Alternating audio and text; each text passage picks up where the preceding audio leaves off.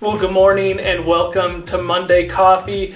Easter has happened, and I know we said we go through all of Lent talking about what if Jesus was serious, but we're going to continue that because I think the works and the life of Jesus are so important to our understanding of how to be Christians in the world. So today what I want to talk about is the fruits of the Spirit. We've kind of talked about this before, the ways that Jesus said these are the fruits of the Spirit, to know that the Spirit of God is in you. And this is one of the things I also use in terms of when we talk about who can we trust as Christian.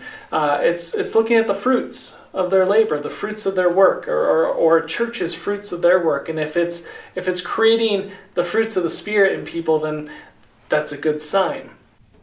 But here are the fruits of the Spirit: love, joy, peace, patience, kindness, goodness, outrage, faithfulness, gentleness, self-control.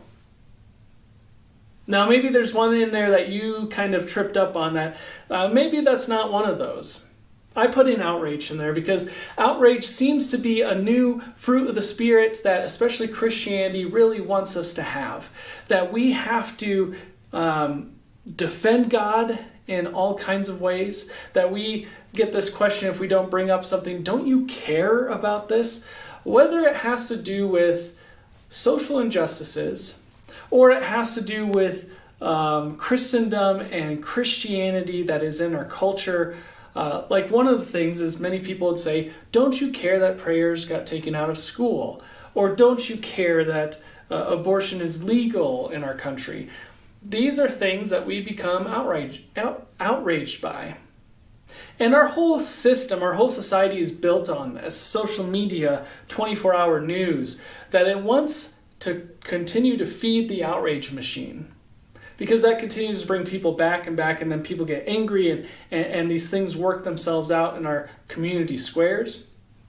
Where now, outrage and anger seems to be a fruit of the Spirit many people expect you to have.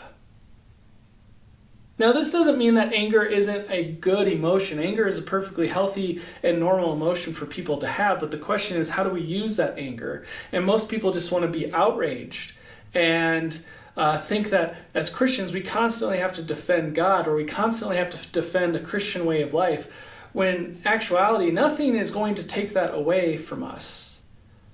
You could still pray in school.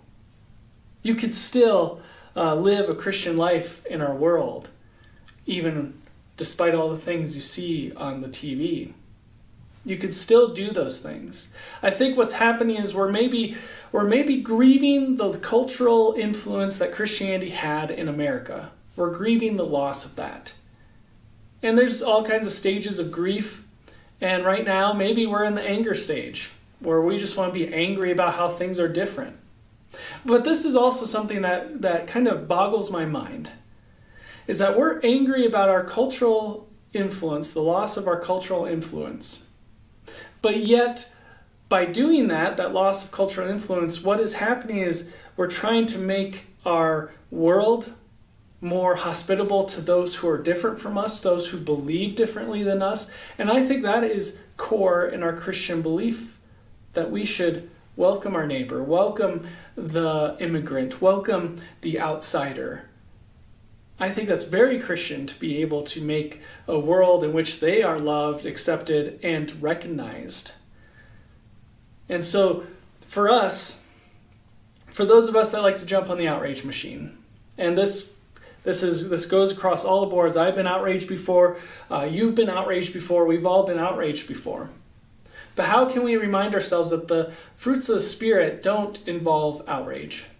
But the fruits of the Spirit are about love, joy, peace, kindness, patience, goodness, faithfulness, gentleness, and self-control. Those are all ways to live in this world to show the image of Christ to others.